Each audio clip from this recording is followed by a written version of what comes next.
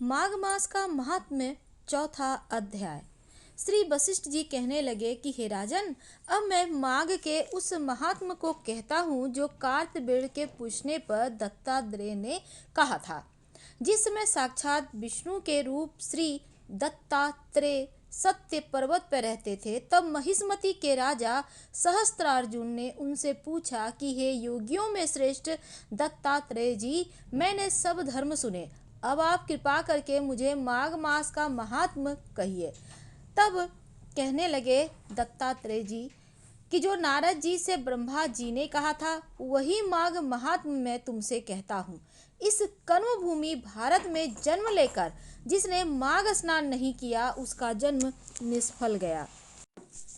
भगवान की प्रसन्नता, पापों के नाश, स्वर्ग की प्राप्ति के लिए माघ स्नान अवश्य करना चाहिए। यदि यह पुष्ट और शुद्ध शरीर माघ स्नान के बिना ही रह जाए तो इसकी रक्षा करने से क्या लाभ। जल में बुलबुले के समान, मक्खी जैसे तुच्छ जंतु के समान यह शरीर माघ स्नान के बिना मरण समान है।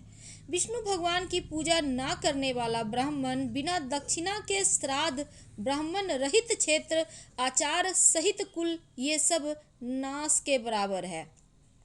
गर्व से धर्म का, क्रोध से तप का, गुरुजनों की सेवा न करने से स्त्री तथा ब्रह्मचारी, और बिना जली अग्नि से हवन, और बिना साक्षी के मुक्ति का नाश हो जाता है।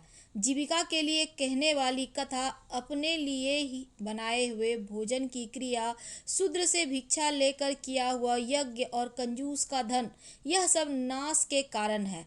बिना अभ्यास और आलस्य वाली विद्या, असत्यवाणी, विरोध करने वाला राजा, जीविका के लिए तीर्थ यात्रा, जीविका के लिए व्रत, संदेह युक्त मंत्र का जप, व्यग्र चित्त होकर जप करना, वेद न जानने वाले को दान देना, संसार में नास्तिक मत ग्रहण करना, श्रद्धा बिना धार्मिक क्रिया, यह सब व्यर्थ है। और जिस तरह दरिद्र का जीना व्यर्थ है, उसी तरह माघ स्नान के बिना मनुष्य का जीना व्यर्थ है। ब्रह्म घाती, सोना चुराने वाला, मदिरा पीने वाला, गुरु पत्नी गामी और इन चोरों की संगति करने वाला माघ स्नान से पवित्र होता है। जल कहता है कि सूर्योदय से पहले जो मुझसे स्नान करता है, मैं उसके बड़े से बड़े पापों को नष्ट करता हूँ। महापातक भी स्नान करने से भस्म हो जाते हैं। माघ मास के स्नान का जब समय आ जाता है तो सब पाप अपने नाश के भय से कांप जाते हैं। जैसे मेघों से मुक्त होकर चंद्रमा प्रकाश करता है, वैसे ही श्रेष्ठ मनुष्य माघ मास में स्नान करके प्रकाशमान होते हैं।